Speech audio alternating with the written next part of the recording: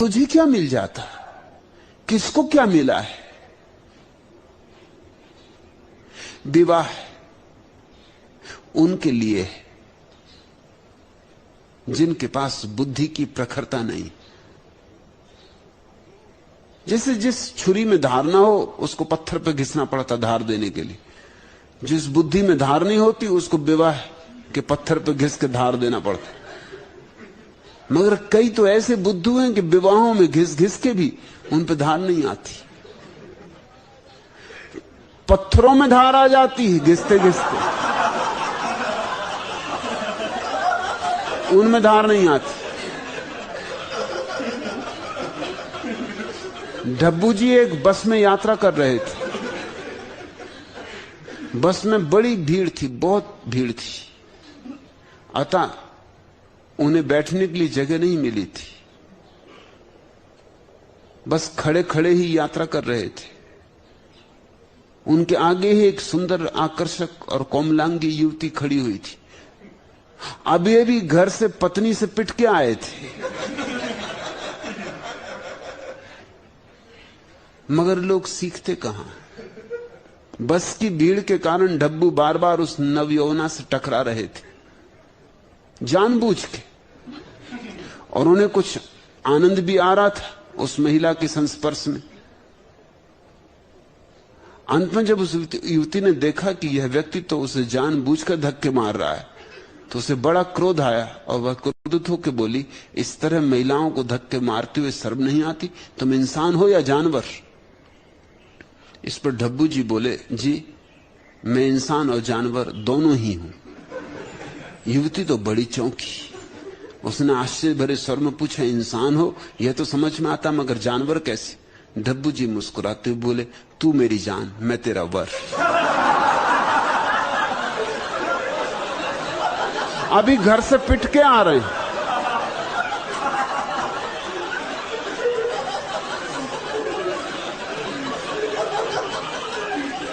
लेकिन कुछ लोगों में बुद्धि आती ही नहीं।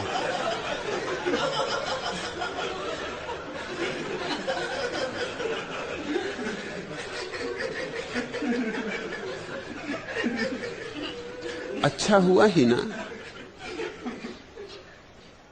सन्यास का मार्ग प्रशस्त हुआ, और ज्यादा देर मत कर सन्यास लेने में, अन्यथा पिताजी तेरे कोई दूसरा जानवर खोजेंगे।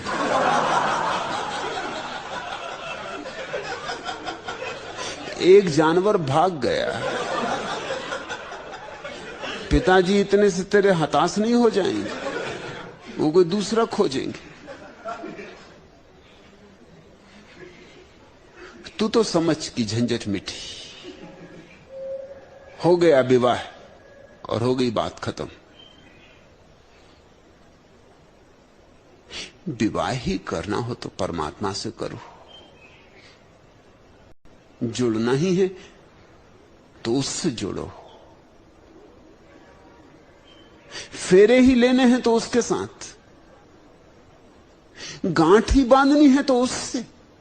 यहां पागलों से गांठ बांध के भी क्या होगा? इन पागलों के साथ और मुसीबत होगी। खुश हो लेकिन बहुत खुश भी ना हो जाना, क्योंकि कभी कभी खुशी भी बर्दाश्त करना मुश्किल हो जाता है। नसरुद्दीन ने तीसरी शादी की। नई दुल्हन के हाथ का बना खाना जब पहले दिन खाया तो सारा मुंह, जीभ, ओंठ, गाल, गला और यहां तक कि दांत भी कड़वे होठ। किसी तरह उस सब्जी के कौर को वह निकल गया। सोचा कोई बात नहीं। दूसरा और दाल का लिया तो मुंह भनभना गया। मिर्च ही मिर्च थी, दाल का तो नामो निशान नहीं। पेट में जलन होने लगी और आंखों में आंसू आने लगे। वह अपनी इस नई बीबी को नाराज करना नहीं चाहता था, इसलिए बोला, खाना तो बहुत अद्भुत बना है डार्लिंग। नई दुल्हन ने पूछा, फिर आंखों में ये आंसू कैसे? कुछ न पूछो प्रिय, मुल्ला ने बात संभाल ली, ये तो खुशी के आंसू। अच्छा तो और सब्जी दूं या थोड़ी दाल और ले लो? नहीं डार्लिंग, नसरुद्दीन ने रुमाल से आंखें पोंछते हुए कहा, मैं दिल का मरीज हूं, इतनी ज्यादा खुशी एक साथ बर्दाश्त न कर पाऊंगा।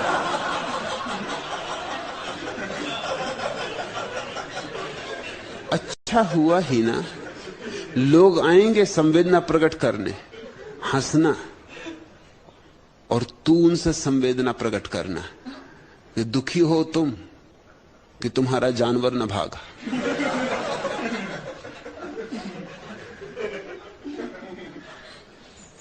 मेरा भाग गया, इसमें दुख का क्या कारण? जरूर लोग आ रहे होंगे, लोग बड़े अजीब हैं, ऐसे मौके नहीं छोड़ते। लोग आएंगे, संवेदना प्रकट करेंगे कि बेटी घबरा मत, दूसरा वर खोजेंगे, इससे भी अच्छा जानवर खोजेंगे। ये तो कुछ भी न था।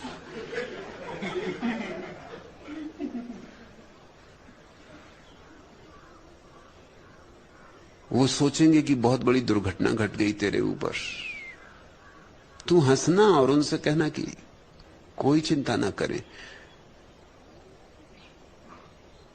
मैं नहीं छूट पाती, शायद तेरे थोड़े लगाव थे उस युवक से, इसलिए तू छूट नहीं पाती उससे। वो युवक खुद ही भाग गया, उसका धन्यवाद कर। अपनी झगड़ालू बीबी से तंग आकर मुल्ला नसरुद्दीन ने एक दिन कहा, तुमसे विवाह करके मुसलमान होते हुए भी मुझे हिंदुओं के धर्म ग्रंथों में श्रद्धा उत्पन्न होने लगी।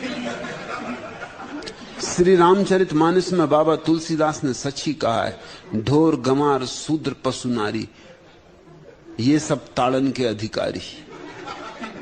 रामायण की इस चौपाई में मेरी भी पूरी श्रद्धा है, गुलजान बोली, क्योंकि 5 चीजों में से मैं तो सिर्फ नारी ही हूं, बाकी 4 तो आप।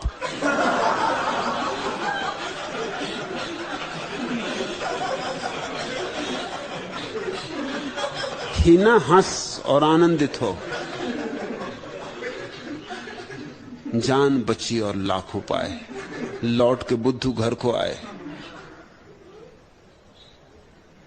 वो ताजमहल और ताजमहल होटल की रंगीनियां और बाराती और मेहमान और फुलझड़ियां और फटाके, उन सब में तू भटक जाती। इतना हमें विवाह के लिए आयोजन क्यों करना पड़ता है? इतना शोर शराबा क्यों मचाना पड़ता है? वो जो विवाह की बेहूदगी है उसको छिपाने के लिए। वो जो विवाह ला रहा है कष्टों का एक लंबा सिलसिला, उसको भुलाने के लिए।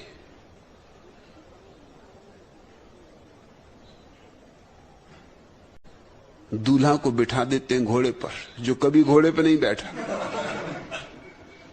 उसको कहते हैं दूल्हा राजा। पहना देते हैं मोर मुकुट, कपड़े पहना देते हैं सम्राटों जैसे, फूल मालाओं से लाद देते। घोड़े पे बैठ के अकड़ के वो सोचता, आहा क्या जिंदगी शुरू हो रही।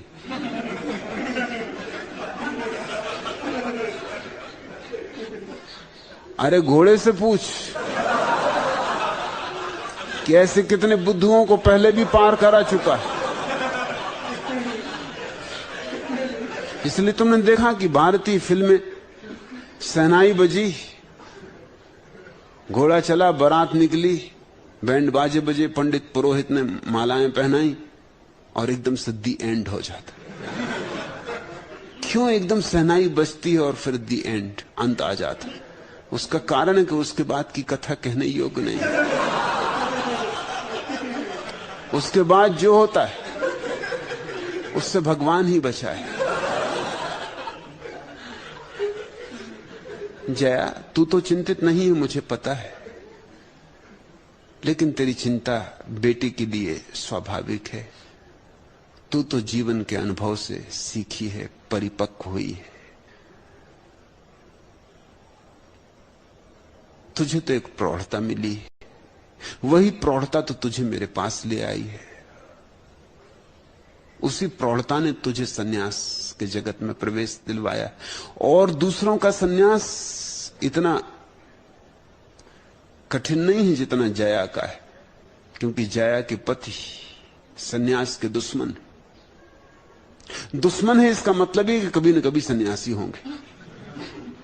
दुश्मन है इसका मतलब मुझसे नाता जुड़ गया है, सोचते हैं मेरी, विचार करते हैं मेरी, गालियां देते मुझे, चलो गाली के बहाने ही, लेकिन मेरा नाम तो लेती है।